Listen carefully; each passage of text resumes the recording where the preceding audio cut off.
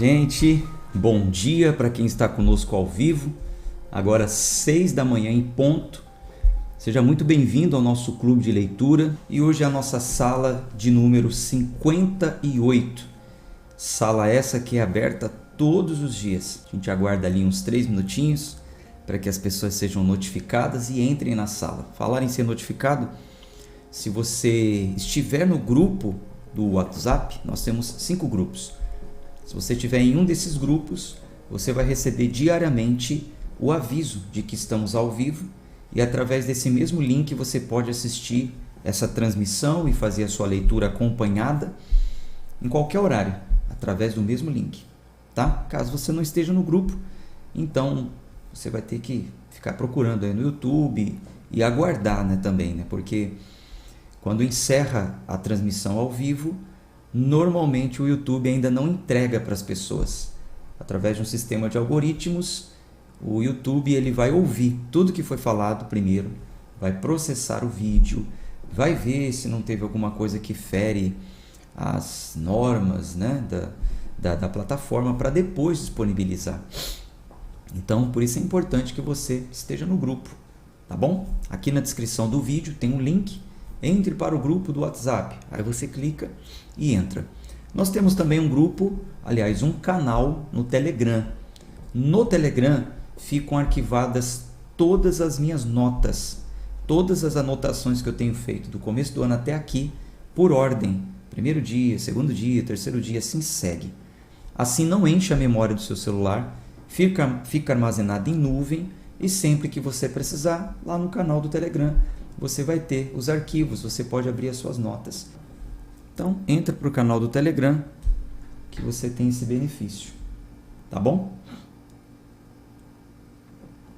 Olha, hoje nós vamos iniciar uma nova leitura. Sempre que começamos um livro novo, primeiro eu dou para vocês uma visão panorâmica. O que virá pela frente. Como esse livro quer ser lido.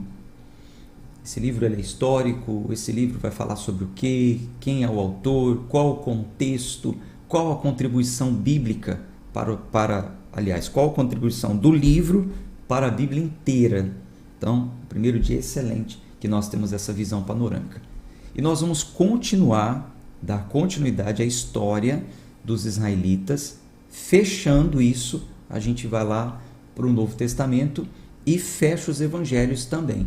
Tá? Então está em aberto os evangelhos, nós introduzimos por lá, já deu para dar uma boa entendida, ter uma boa noção sobre a obra de Cristo, os evangelhos.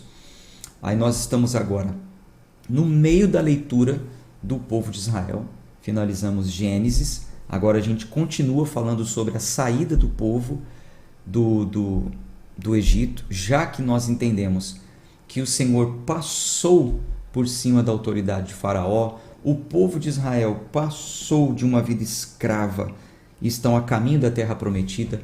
O anjo do Senhor passou no Egito,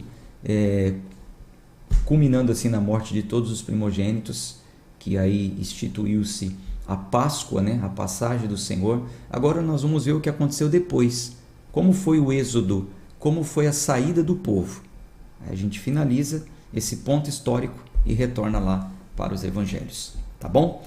Então, abra sua Bíblia em Êxodo, já deixa ela aberta aí, porque é o livro que nós vamos ler e interpretar.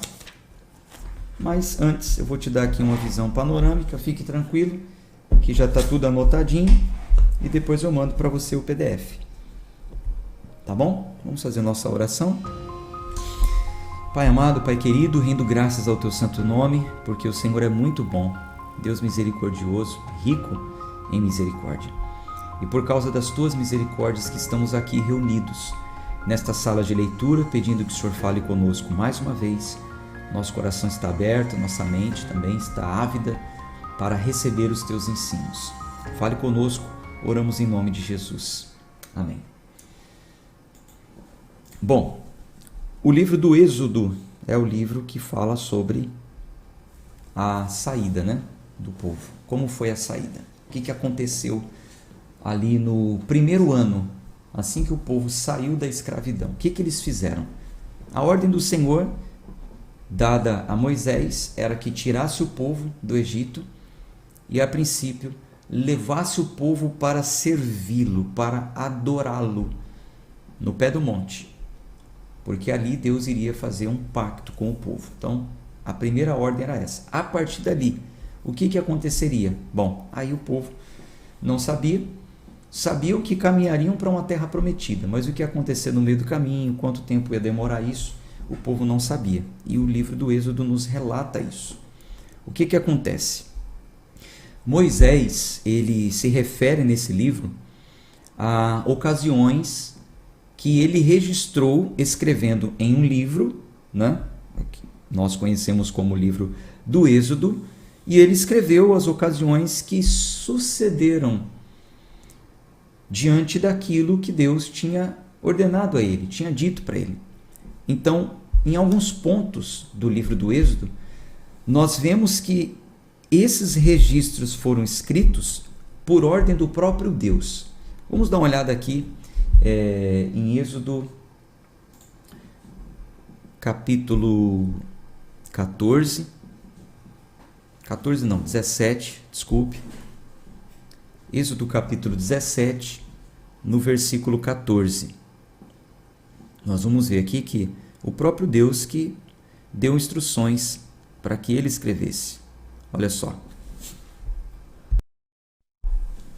Êxodo 17, versículo 14.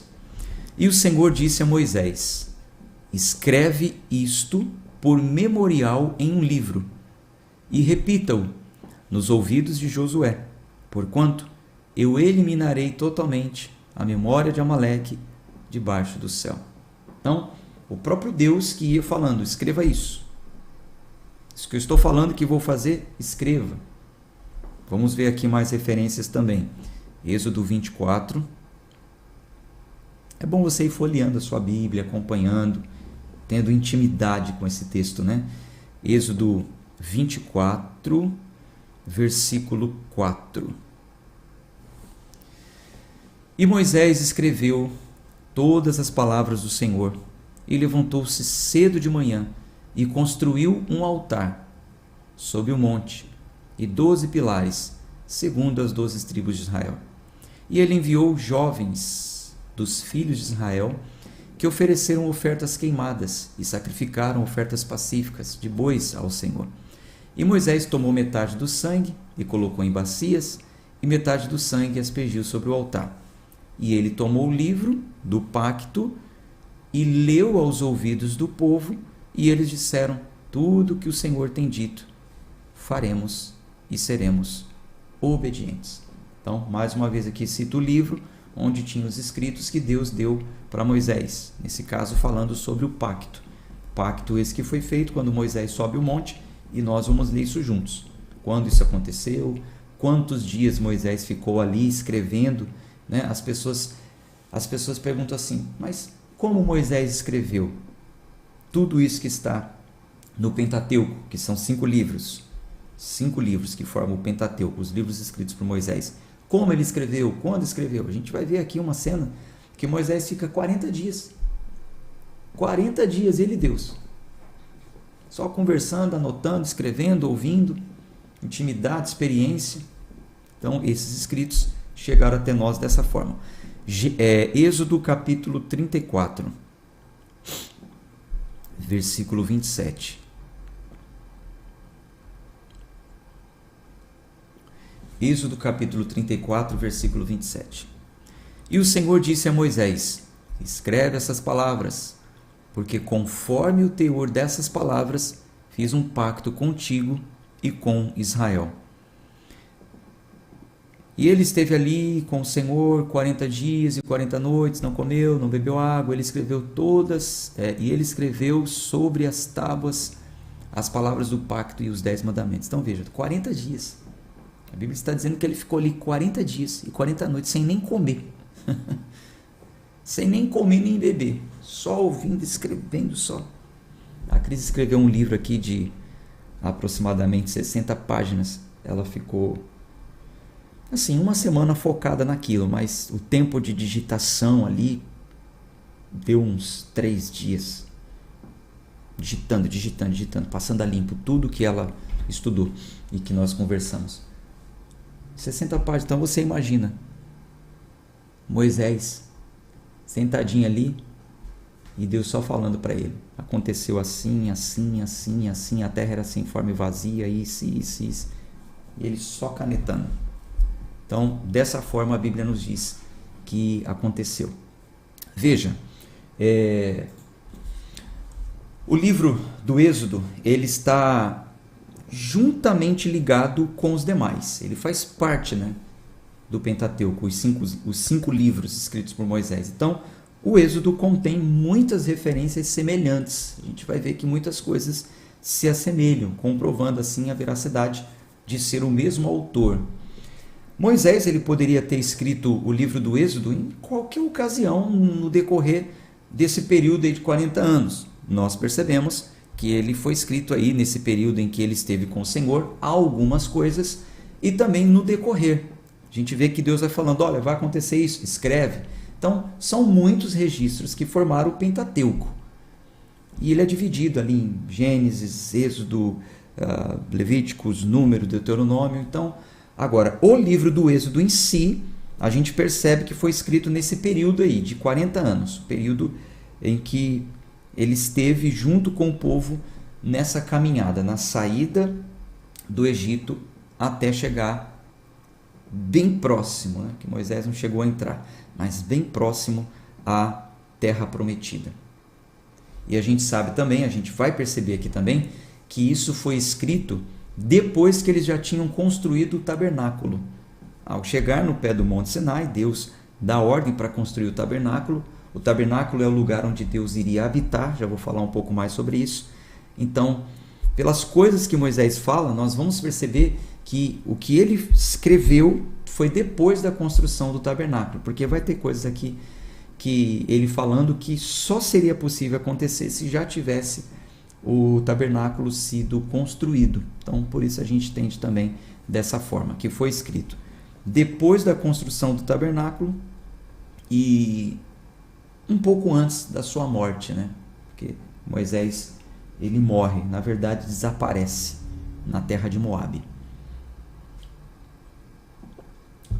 Os anos que isso aconteceram eu vou mandar para vocês escritos, tá? No PDF, para vocês se situando aí no tempo da história, tá? Bom, qual é o contexto? O contexto desse livro histórico, É um livro histórico, saiba que é um livro histórico que nós estamos lendo aqui. O contexto desse livro é o seguinte, ele vai dar continuidade à narrativa na história de onde ela parou. Você se lembra que parou com a morte de José? José chega e fala, olha, primeiro o pai morre, Jacó, toda a história a gente já sabe, você já leu comigo, a história de Jacó, de José. O pai morre e José, antes de morrer, fala, olha, vocês vão ficar aqui na terra do Egito, mas vocês vão voltar para a terra que Deus prometeu aos nossos pais, então prometam que quando vocês saírem do Egito, vocês vão levar os meus ossos também. Então ali José morre. O que aconteceu dali para frente? Talvez você pense assim, como pode José, filho de Jacó, Israel, chega ao Egito como escravo e se torna governador? Por causa de José, foi por causa de Deus, através da vida de José, que o Egito se tornou a maior potência do mundo. No mundo antigo, o Egito era dono do mundo. Só eles tinham alimento. O texto é claro e diz que todas as terras ao redor iam até o Egito para comprar alimento, para negociar. Primeiro ano, pagando por dinheiro as mercadorias. Segundo ano, o dinheiro acabou. Então pagaram com as suas terras e com a própria vida. Então o Egito se torna dono de tudo. De tudo. Tudo isso por causa de Deus, naturalmente, através da vida de José e a sabedoria que Deus deu para José governar. O faraó reconhece isso. O faraó coloca um anel no dedo de José e fala, José, você só é menor do que eu no trono. Eu só vou ficar sentadinho aqui, mas você manda em tudo. Por causa disso, José ele traz a sua família para perto, para morar na terra de Gósen, no território ali de Ramsés, do ladinho do Egito mesmo, do território dos egípcios. José sustenta toda a sua família. O faraó autoriza isso. O faraó permite isso, por consideração a José. Mas, avançando a história, 300 anos depois da morte de José, a gente fica sabendo que o povo está escravo. Como isso? Por que isso? Porque um povo tão considerado, tão respeitado por causa de José, passa a se tornar um povo escravo. Então, o Êxodo, ele dá um pulo na história, né? Ele vai avançar rapidamente. A gente vai ver o seguinte: José morre e deixa tudo resolvido.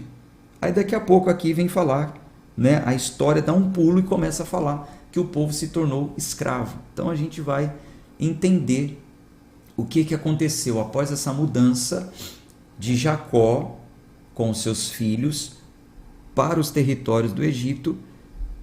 Passaram a viver inicialmente sustentados por eles, pelo Egito, com a autorização de Faraó, debaixo do governo do próprio filho, né, José. Porém, o que acontece? Nós vamos ver aqui nos textos que, após a morte de José, deixa para quando a gente estiver lendo lá, no Êxodo 1. No Êxodo 1 a gente vai falar sobre isso. Então, vamos continuar falando aqui do contexto histórico aqui do livro do Êxodo. Então, o que acontece? A gente vai ver também, depois disso, que os escravos hebreus, eles experimentam a libertação de uma forma milagrosa. A gente vai ver que foi pela mão de Deus, por intermédio de Moisés, claro, servo de Deus e líder do povo, mas a gente vai ver nitidamente que foi a mão de Deus. Alguns textos aqui vão nos mostrar que não foi por intermédio de Moisés. Deus não permite que seja por intermédio de Moisés, para que as pessoas não deem a honra para Moisés. Isso vai ficar muito claro, você vai ver. Deus não permite que o povo seja livre por intermédio de Moisés, mas pela mão de Deus. As pessoas vão reconhecer isso e você vai ver na leitura do livro. Já estou te dando aí uma visão antes, tá? Um contexto do que aconteceu, para quando a gente estiver lendo você estar bem situado. Então, o livro do Êxodo registra os eventos que aconteceram em torno dessa saída do Egito rumo à chegada ali da terra prometida, Canaã, a terra conhecida como a terra que mana leite e mel. Bom, qual a intenção de Moisés escrever esse livro? Qual é o propósito desse livro? O que ele quer nos dizer? O que ele vai nos mostrar? Bom, o livro do Êxodo vai mostrar Deus em ação. E vai mostrar Deus em ação com o objetivo de ter uma comunhão íntima com pessoas. A gente vai ver aqui sendo registrado o objetivo de Deus em habitar com as pessoas. Se outrora Deus chama Abraão e fala para Abraão: olha, vocês vão ser o meu povo e eu serei o Deus de vocês, e isso está uma coisa bem distante ainda. Ainda está distante, é só uma promessa. No livro do Êxodo nós vamos ver Deus dizendo que quer morar com eles, que quer habitar com eles. A gente vai ver aqui nos registros que Deus, ele resgata o seu povo da escravidão a fim de se fazer conhecido. Por quê? 300 anos se passaram e o povo só ouvindo falar de um Deus todo-poderoso. Lembra que Deus apareceu para Abraão e falou: Abraão, eu sou o Deus todo-poderoso. Deus estava dizendo o seguinte: eu tenho todo o poder. Mas existiam vários deuses naquela época supostamente poderosos. Então, para as pessoas, Deus era mais um Deus, Deus dos deuses, entre os deuses. O Deus Baal, o Deus dos Moabitas, o Deus dos Amonitas, e existia também o Deus dos Hebreus, Há um Deus aí que apareceu para Abraão, um Deus todo-poderoso, mas não tinha ainda feitos gloriosos que mostrasse para todo mundo que ele era Deus acima de todos. Então, Deus permite que o povo se torne escravo, vivendo ali até o momento em que ele se revela 300 anos debaixo da escravidão de Faraó. Deus se lembra do pacto que fez com Abraão, da promessa, e agora nós vamos ver Deus resgatando o seu povo a fim de ser conhecido, não somente pelo exercício do seu poder, mas ele vai ficar sendo conhecido também como um Deus que é Deus de pactos, Deus que faz aliança com o povo. Ele vai ser conhecido também, você vai ver aqui, como a sua capacidade de paciência, graça e perdão. A gente vai ver que foi por graça que Deus libertou o povo não merecia. A gente vai ver que Deus é um Deus muito paciente, é um Deus longânimo, é um Deus que perdoa, porque a gente vai ver aqui um povo muito murmurador, um povo muito reclamão, e ainda assim sendo conduzido à terra prometida. Então, o livro do Êxodo traz os registros daquilo que Deus fez pelos israelitas, pelo povo hebreu, e que isso faz também que o povo o reconheça como o seu Deus. Isso vai fazer com que o povo veja que Deus merece a sua lealdade, a sua obediência, por causa dos feitos do Senhor. Então, esses registros aqui vão deixar claro para os israelitas a identidade de Deus. Quem é esse Deus? Vai ficar claro isso. Esses registros que Deus pede para Moisés relatar são registros que durante anos vão guiar o povo. Um filho nasce sem saber de nada. Quem é esse Deus? Qual a identidade desse Deus? O que ele fez por nós? Mas os registros irão garantir que as pessoas tenham lealdade a Ele, que as pessoas tenham obediência a Ele, e Deus vai continuar, claro, manifestando a sua glória na sequência. Bom, o livro do Êxodo comunica 4 mensagens principais. Dentre tudo que fala o livro do Êxodo, existem 4 mensagens principais. Vou falar para você. A primeira mensagem, a gente vai ver isso logo no início, é a mensagem que revela Deus como Senhor. Eu estava falando para vocês agora o seguinte: até então, Deus ele tinha se revelado como um Deus todo-poderoso. Qual era o nome de Deus? Abraão não sabia. Eu sou Deus todo-poderoso. Eu vou tirar você daí e vou te levar para uma terra. Você crê em mim? Ele creu e foi. Mas até então, só dessa forma ele foi conhecido. Não falou nenhum nome, só disse que era o Todo-Poderoso. Essa palavra Todo-Poderoso é conhecida como El Shaddai. Talvez você já tenha ouvido falar. Tem até uma canção, O Todo-Poderoso El Shaddai. Todo-Poderoso, todo, hífen, poderoso, El, hífen, Shaddai. A tradução de El Shaddai quer dizer todo-poderoso. Então Deus ele tinha se manifestado apenas como todo-poderoso. Agora, para Moisés, ele vai se revelar como Senhor. E esse Senhor, no original, é Yahvé, que traduzido Jeová, ou Javé. Aí depende da tradução, isso vai passando aí de traduções e traduções, e chega até nós como Senhor. Ele é o nosso Senhor. Nós não chamamos ele de Jeová, de Yahvé. Eu não sou hebreu, O povo hebreu, o povo judeu, o chama de Yahvé, alguns Jeová. Nós o chamamos de Senhor, porque nós entendemos, nós que lemos o português, talvez você está fora, mas você também entende o português. Então nós chamamos Deus de Senhor. Você entende? Deus é Senhor. O que é Senhor? Acima de tudo, acima de todos. Então Deus se apresenta para Moisés dizendo: eu sou Yahvé, traduzido Jeová, traduzido Senhor. Eu sou Senhor. eu sou o que sou. E ele vai mostrar isso. Não mais agora com promessas, dizendo eu sou todo-poderoso. Não. Agora ele vai se revelar. Ele vai revelar o seu poder através dos sinais que acontecerão no Egito e da sua manifestação no meio do povo. Ele vai habitar no meio do povo, coluna de fogo, fumaça e tantas outras coisas que vão acontecer ali. Então, o livro do Êxodo vai trazer também essa grande mensagem, essa comunicação para nós, de Deus, aquele que dizia que era o Todo-Poderoso, de fato se revelando, se manifestando, e o seu poder acima de tudo e de todos, inclusive do poder de Faraó, que era um deus naquela época, né, que reinava sobre todos. A segunda mensagem que o livro do Êxodo traz para nós é a mensagem da redenção. A gente vai ver que os israelitas oraram a Deus e Deus liberta o seu povo.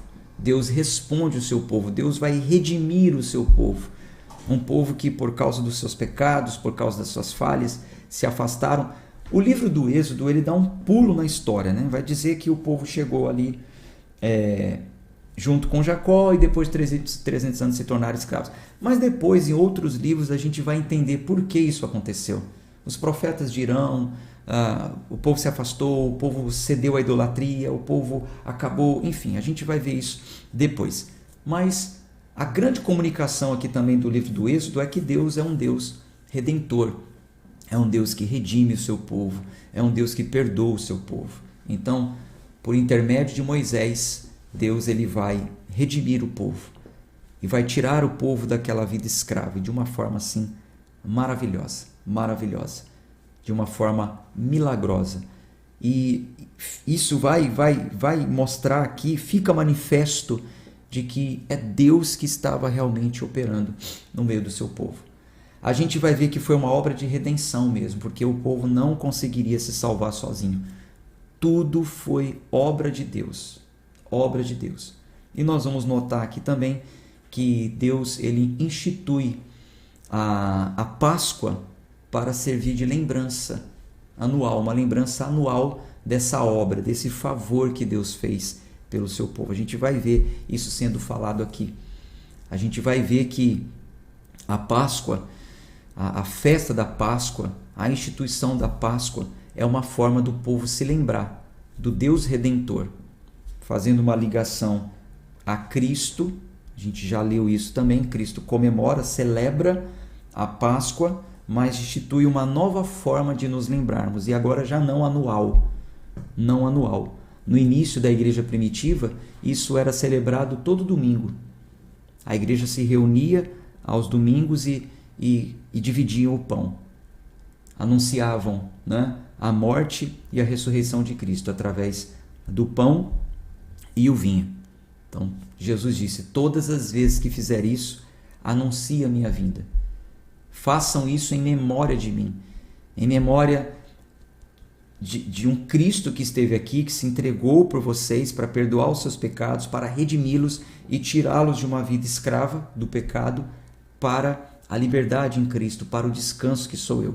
Então, se no passado o povo tinha que celebrar a Páscoa para se lembrar do Deus Redentor que os tirou da escravidão, hoje nós celebramos a nossa Páscoa para nos lembrar também de um Deus Redentor através de Cristo Jesus. Então, uma das grandes mensagens do Êxodo é a mensagem da redenção, que isso já vai apontando para o que nós vivemos hoje. Tá ok? Tudo bem até aí? Estão me vendo bem? Estão me ouvindo bem? Estão achando interessante a história do Êxodo? Coloque aí alguma coisa nos comentários. Está travado aqui, ninguém está falando nada. Então, eu acredito que é porque estão prestando muita atenção ou talvez houve uma falha na comunicação. Tá ok? Coloque aí. Estão achando interessante? Estão entendendo? Então, a primeira mensagem do Êxodo é que o Senhor é Deus. Ele se revela agora como sendo realmente Deus e apresenta o primeiro nome, Jeová, Yahvé, Javé. Nós conhecemos como Senhor. A segunda maior mensagem é a mensagem da redenção. E a terceira mensagem que Êxodo traz é a lei. Vamos falar um pouquinho sobre a lei agora. Jenny Cleide disse está ok. Então tá bom. Se está ok para ela, eu acredito que está ok para todos também. Vamos seguir aqui. Bom, o livro do Êxodo vai trazer a lei. E a lei de Deus, ela vai estar concentrada nos 10 mandamentos. Não é que existiam apenas os 10 mandamentos. A lei é concentrada nos 10. Mas Moisés, ele é instituído como um legislador que, a partir dos 10 mandamentos, ele vai tirar a constituição de várias leis para aquele povo. Então, quando eu falo a lei de Deus está concentrada nos 10 mandamentos, para você entender, deixa eu te dar um exemplo aqui. Por exemplo, você já comprou algum produto concentrado que diluído ele se torna em uma maior quantidade? Por exemplo, agora tem aí o sabão líquido, né? Que você pode ir ao mercado e você compra, não chega a dar 1 litro, se não me engano é meio litro. Você compra um recipiente pequeno de concentrado, aí você coloca em um garrafão de 5 litros e aquele concentrado de meio litro, diluído em 4,5 litros de água, ele se torna, né, 5 litros de sabão líquido que pode ser usado. Então, quando a gente fala que a lei estava concentrada nos 10 mandamentos, é mais ou menos isso, tá bom? É mais ou menos isso. A lei está concentrada nos 10, mas através dos 10, ali Moisés ele vai dirigindo todo o povo. Wander, exatamente. Êxodo significa saída. Passagem é Páscoa. Páscoa é passagem. Êxodo, saída. Mas o Êxodo fala também dessa passagem. Vai falar da Páscoa também. Talvez crie alguma confusão, me desculpem, tá? Êxodo, saída. Páscoa, passagem. Mas o livro do Êxodo também vai falar sobre a Páscoa, vai falar também sobre a passagem. Tá bom? Então, a mensagem, a terceira mensagem que nos comunica, o principal, claro, né? O livro do Êxodo é sobre a lei. Então, vai falar sobre a lei dividida em 2 seções. A lei civil. Lei civil é a lei que dita as regras que governam a vida em comunidade. Como que milhões, né, mais de 1 milhão de pessoas, a estimativa aí é que chegaram aí mais de 1 milhão de pessoas, porque o livro registra por volta de 600 mil homens, fora mulheres e crianças. Ora, normalmente tem mais mulher e criança do que homem, né? Então, milhões de pessoas. Como que milhões de pessoas viveriam sem lei? Como que seria? Aí vamos supor, aí um pega e fala, essa terra aqui é minha, tá, mas o que determina os limites da sua terra? Por que o vizinho não pode invadir a sua? O que acontece depois, o que acontecerá depois que você morre? Quem casa com quem? Se quiser divorciar? E se alguém roubar? E se alguém matar? E se alguém furtar? Como vai ser isso? Então, as leis, elas serão divididas em leis civis, como nós temos hoje leis no Brasil e no país aí que você acompanha, que governam a vida das pessoas em comunidade. O que regula isso? Então, o livro do Êxodo vai trazer também essa questão. E também vai falar sobre a lei cerimonial, quais os padrões adotados de adoração a Deus, como as pessoas se comunicam com Deus. Então, isso vai ser colocado em lei. E a gente vai ver isso também no livro do Êxodo, através da construção do tabernáculo. Então vai ser construído um tabernáculo, ali o Senhor vai habitar e é ali que os ritos cerimoniais serão realizados. E isso entra como lei. Nós vamos ver isso também. E a quarta e última mensagem que eu quero destacar aqui para vocês, principal do livro do Êxodo, é realmente sobre o tabernáculo.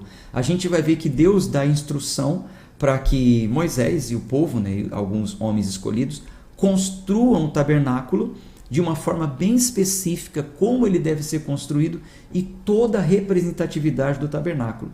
Nós vamos ver também que o tabernáculo é muito importante porque ele vai representar Deus morando no meio do seu povo. Deus habitando no meio do seu povo. Então, reconhecia-se através do tabernáculo que Deus habitava no meio do povo. E por esse lugar representar o próprio Deus, preste atenção nisso, veja isso. Por esse lugar representar o próprio Deus, então ele era inacessível aos israelitas comuns, a um israelita normal, a um cidadão normal. Como se fosse aqui a minha Bíblia, ó. Dá uma olhada aqui, ó. Então, vamos supor que a minha Bíblia é o tabernáculo. E tudo isso preto aqui que você vê é os territórios, né, de Israel. Então, todo o povo morava aqui, ó. Todo o povo habitava aqui, ó. Só que o povo não podia entrar. Um cidadão comum não entraria aqui no tabernáculo. Por quê?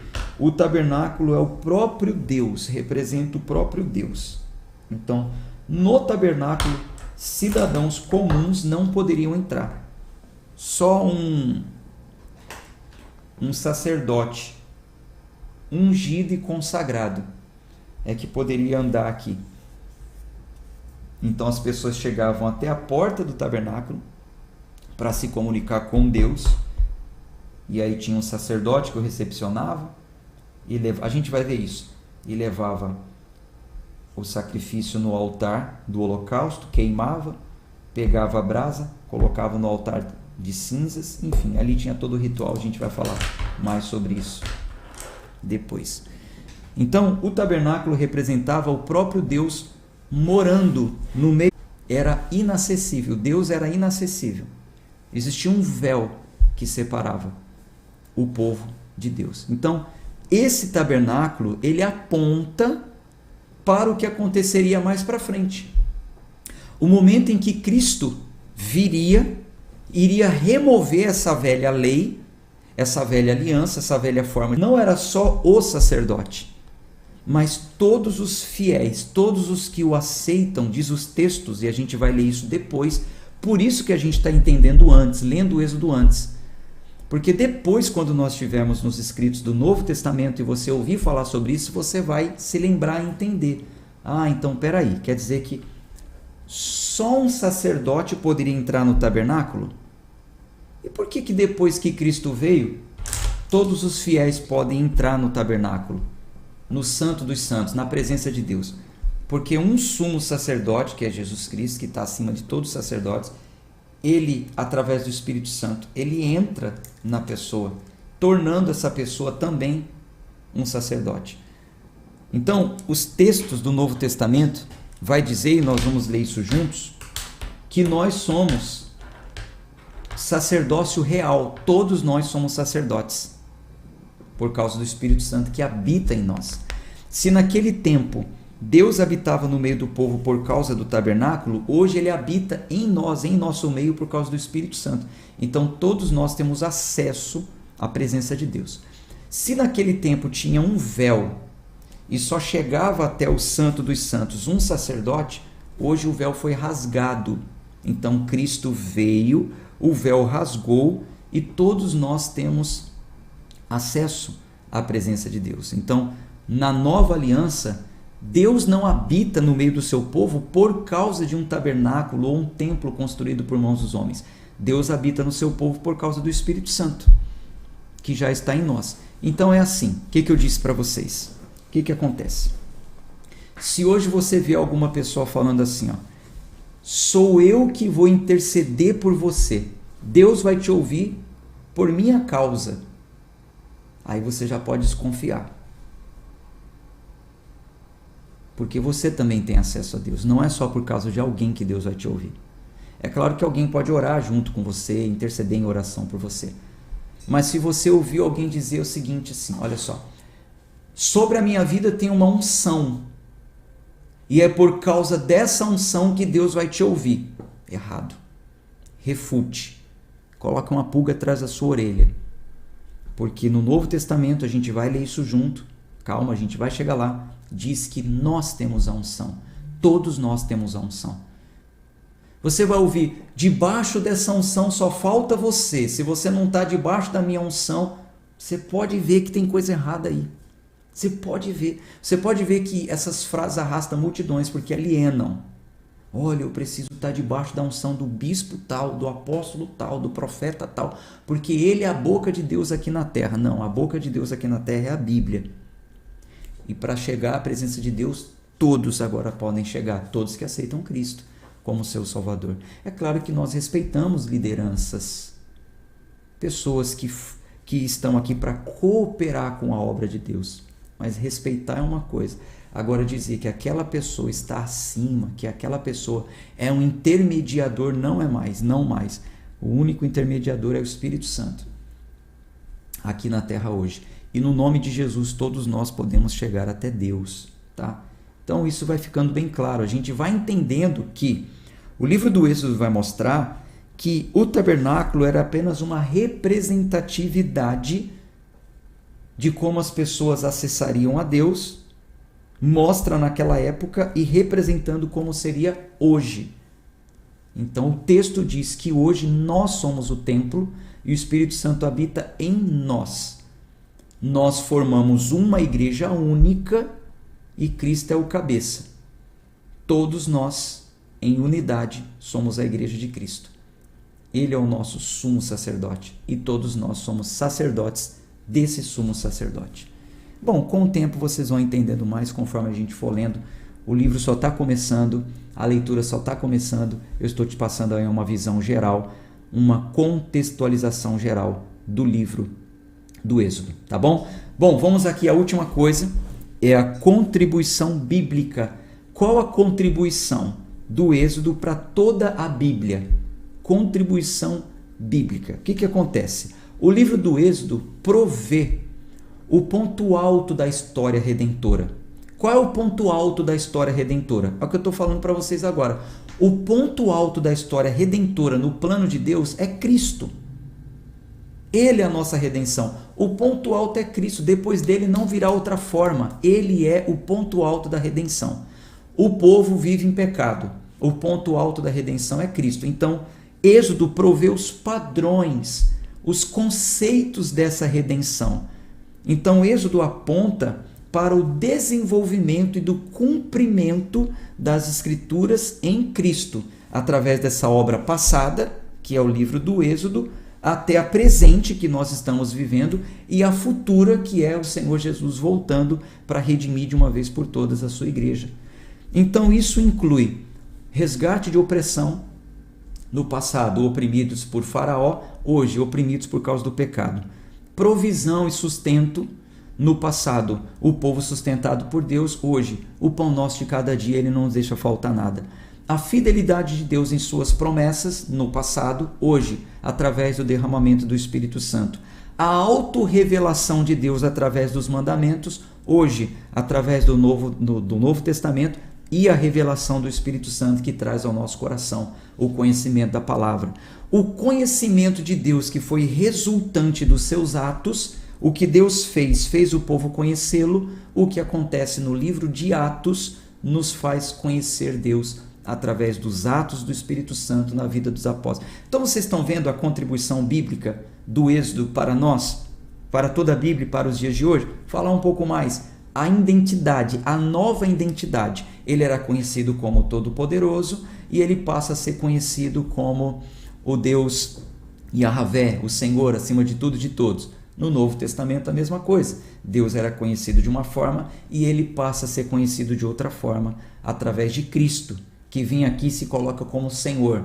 Ah, mas existe o sábado, ele fala. O Filho do Homem, ele é o Senhor do sábado. Ele está acima de tudo e de todos. Então, uma nova identidade. A forma de adoração, como era no passado. O Novo Testamento traz agora a forma atual de adoração, que é em espírito e em verdade. A provisão para viver em comunidade. Como era viver em comunidade? Pessoas se reuniam, pessoas dividiam coisas, pessoas pegavam as primícias, levavam até o tabernáculo, sustentavam os sacerdotes alimentavam as viúvas, os órfãos, os estrangeiros. E hoje, como é? Também vivemos em comunidade. A igreja é uma só. Pessoas também contribuem, pessoas também colaboram para que o reino de Deus avance, sustentam os seus sacerdotes. É a mesma forma, o modelo é o mesmo. Então a gente vê aí uma relação muito grande do Êxodo com a Bíblia toda, com o pensamento todo de Deus se completando aí no Novo Testamento. O livro do Êxodo também fala sobre obediência e rebelião. A gente também hoje vive uma situação semelhante. Alguns obedecem, alguns são rebeldes. mas também mostra sobre a intercessão, né? Como que Deus ele iria redimindo o seu povo, perdoando o seu povo através da intercessão, e hoje também isso acontece, né? Através da intercessão, da oração, do perdão que é derramado de forma graciosa, a graça de Cristo que chegou até nós. Tá bom? Então essa foi a visão panorâmica do livro do Êxodo. Quero ler com vocês o primeiro capítulo, é um capítulo curto, para a gente introduzir a leitura e continuar amanhã a partir do capítulo 2, tá bom? Então vou colocar aqui a minha Bíblia na tela, Êxodo capítulo 1, vamos ler juntos. Êxodo 1.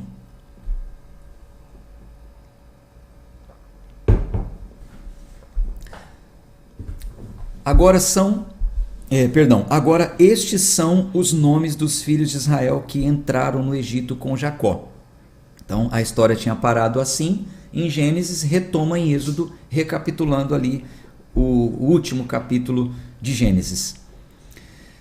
Versículo 2: Ruben, Simeão, Levi, Judá, Issacar, Zebulon e Benjamim, Dan, Naphtali, Gade e Aser.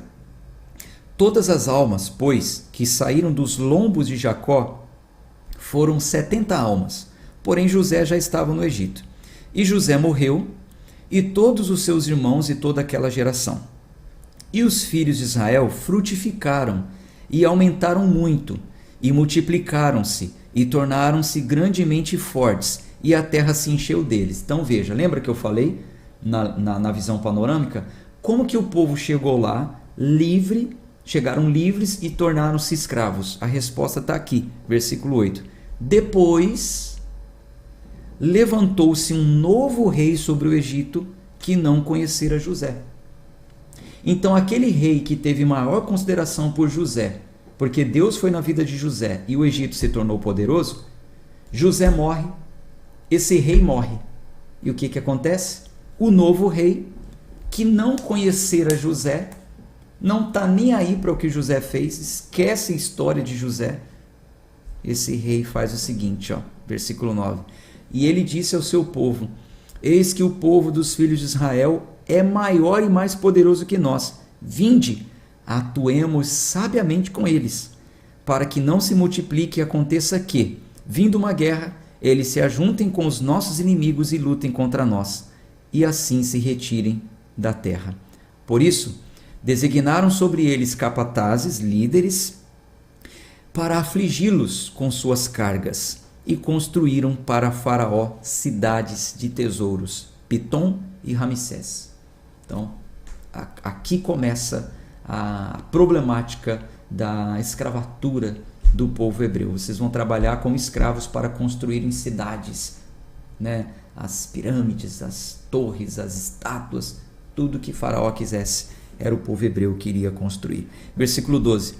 Mas quanto mais os afligiam, mais eles se multiplicavam e cresciam. E por isso se afligiram por causa dos filhos de Israel. E os egípcios fizeram os filhos de Israel servir com rigor, e tornaram a sua vida amarga com dura escravidão, com argamassa e tijolos, e em todos os tipos de serviço no campo, e em todo o seu serviço, em que os faziam servir, era com rigor.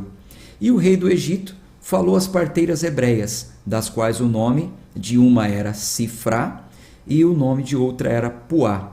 E ele disse: quando fizerdes o trabalho de parteira às mulheres hebreias, e as virdes sobre os assentos, e se for filho, havereis de matá-lo, se for filha, ela deverá viver. Então o faraó chama as parteiras e fala: quando vocês virem a mulher, quando vocês olharem para ela dando à luz, quando vocês verem que é um menino, se for menino, mata. Se for mulher, deixa viver. Olha só a crueldade. Mas as parteiras temiam a Deus e não fizeram conforme o rei do Egito lhes ordenara, mas salvaram os meninos, deixando-os viver. E o rei do Egito chamou as parteiras e lhes disse: por que fizeste essa coisa e salvaste os meninos, deixando-os viver? E as parteiras disseram a Faraó: porque as mulheres hebreias não são como as mulheres egípcias, pois elas são vivazes e já deram à luz antes que as parteiras cheguem a elas. Então, as parteiras falaram o seguinte: ô Faraó, elas são tão vivas, são tão viris, que quando a gente chega já nasceu, não dá nem tempo de matar antes, não. Versículo 20. Por isso Deus agiu bem com as parteiras, e o povo se multiplicou e tornou-se muito forte. E aconteceu o quê? Porque as parteiras temeram a Deus, ele lhes estabeleceu casas. Faraó ordenou a todo o seu povo, dizendo: todo filho que é nascido deveis lançar ao rio, e toda filha preservareis em vida. Então aqui foi aquela ordem. Faraó disse o seguinte: bom, já que as parteiras não estão conseguindo matar assim que nasce, então agora ele deu ordem aos soldados que passassem pela terra do Egito, matando todas as crianças homens. É aí que vai vir aquela cena que a mãe de Moisés, Joquebede, coloca ele no rio e tal. Nós vamos ler isso juntos, tá bom? Gente, vou ficando por aqui. Iniciamos mais um livro, estou feliz, estou animado com essa leitura, porque eu sei que faz parte do nosso plano. Não desanime, não desista. Vamos até o fim? Quem vai até o fim? Antes de sair... Nossa, começou uma chuva forte aqui. Antes de sair, coloque aí nos comentários: eu vou até o fim. Assuma o compromisso, não desista, não desanime. No final desse plano você vai ver como seu conhecimento aumentou, você vai entender de Bíblia, você não vai ser enganado facilmente. No decorrer do ano vou te chamar para estudos complementares. Logo logo vou te chamar para uma outra plataforma. No final você vai receber o certificado se você quiser. Fique até o fim, tá bom? Vamos juntos até o fim. Um abraço de fé e de força.